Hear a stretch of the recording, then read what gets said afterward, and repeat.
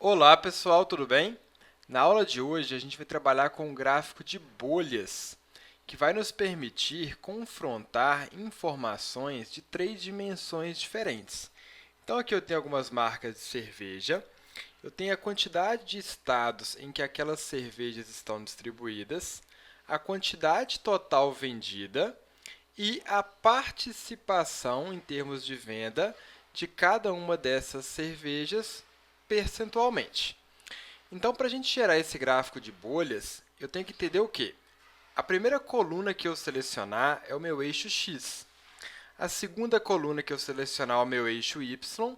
E a terceira coluna que eu selecionar é a minha bolha. Se você já tiver com os dados organizados certinhos, você pode simplesmente fazer isso aqui. Selecionei as três colunas, inserir.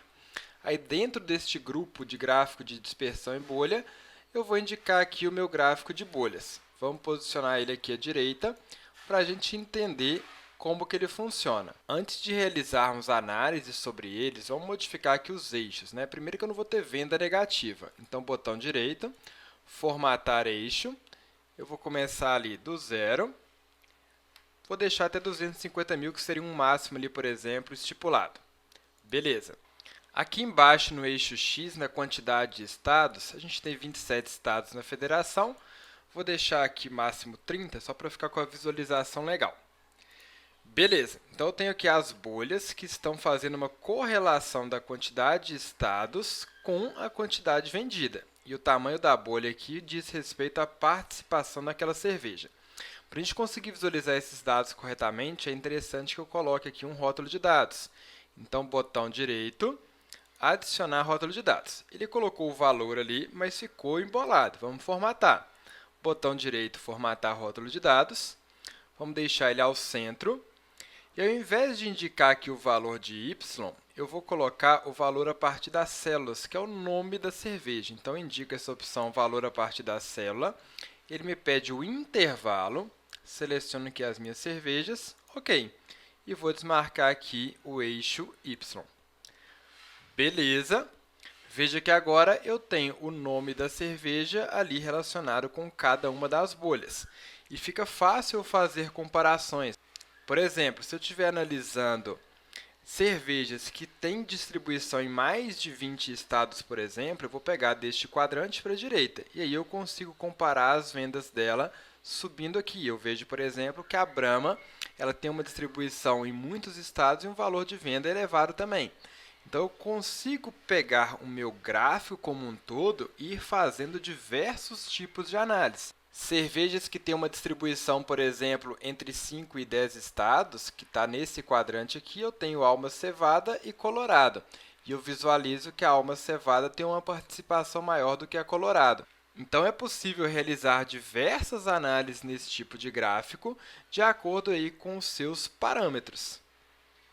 É um gráfico extremamente poderoso. Vou modificar o título aqui também.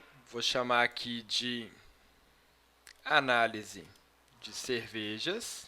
Se você quiser colocar o título nos eixos também, que talvez seja interessante pela quantidade de informações que a gente tem, seleciono o gráfico, design do gráfico, adicionar elemento. Eu tenho aqui título horizontal e eu tenho lá também a possibilidade de colocar título vertical. E aí você pode renomear para ficar condizente. Aqui é a quantidade vendida. E aqui embaixo eu tenho quantidade de estados. Beleza? Então, você poderia aí também trabalhar com essa formatação. Se você achar que não tem necessidade, basta remover os seus títulos dos eixos também. Afinal, nessa estrutura, como você tem a tabela aqui ao lado, você consegue facilmente entender as suas informações. E lembra que o tamanho da bolha tem relação com o tamanho da participação no mercado. Então, se eu altero, por exemplo, aqui a Heineken para 210 mil, veja que a bolha dela aumentou um pouquinho, ficou maior que a Brahma, e ela subiu aqui também no meu quadrante, chegando ali para 210 mil.